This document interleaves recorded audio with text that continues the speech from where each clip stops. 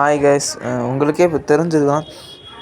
இப்போ என்னதான் அந்த எஸ்ஆர்ஹெச் வர்சஸ் எல்எஸ்சி மேட்ச்சை எல்எஸ்சி ஓகே கேவலமாக தான் விளாண்டாங்க. ஓகே, கேம்னால் வெற்றி தோல்வி எல்லாமே சகஜம். அப்படி எடுத்துகிட்டு சரி. ஆனால் நேற்று ரொம்ப மோசமான முறையில் தான் எல்எஸ்சி தோற்றாங்க. அதை ஒத்துக்கணும். ஏன்னா 10 விக்கெட்ல எஸ்ஆர்ஹெச் இப்போ அகோர பேட்டிங்கில் ஆடுறாங்க.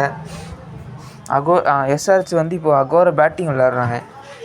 அவங்க 10 விக்கெட்டில் ஜெயிச்சிட்டாங்க. அப்படி சரி விடல, அவங்க செம ஃபார்மில் இருக்காங்க. ஆனால் அதுக்குன்னு எல்எஸ்சி ஓனர் செம்மையாக கேள்றோம் நேற்று வச்சு. அது லைவ்லேயே காமிச்சிட்டாங்க. லைவில் வேறு காமிச்சிட்டாங்களா. அதனால் அது பெரிய விஷயமாகி அதை ரொம்ப அவருக்கே ஏதோ ஆயிருக்கும். என்னடா அது நம்மளை அப்படின்ட்டு. இல்லை வேறு லைவில் காமிச்சு எல்லாருக்கும் தெரிஞ்சிச்சு அவர் திட்டு வாங்கினது. இல்லை இப்போ எல்எஸ்சி ஓனருக்கும் கெட்ட பேர், அவங்களுக்கும் கொஞ்சம் கஷ்டமாக இருக்கும். என்னடா இப்படி நம்ம எல்லாமே கேட்டாங்க.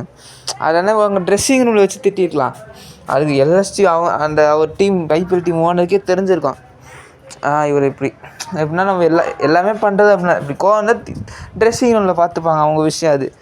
நம்ம மேட்ச் முடிஞ்சிச்சா போய்ப்போம். அது வெளில வச்சு திட்டி அவ்வளோ இது பெருசாகிடுச்சு.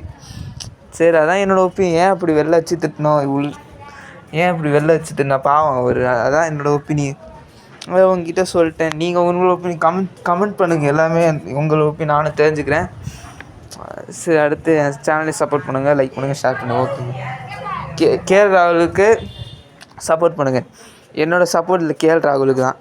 ஏன்னா அவர் மேலே தப்பு. கேம்னால் வின் லாஸ் எல்லாமே இருக்கும். அவர் தப்பு பண்ணிடு. அதனால் நீங்கள் கேஎல் ராகுல் சப்போர்ட் ஃபார் கேஎல் ராகுல் கமெண்ட் போடுங்க, நானும் போடுறேன்.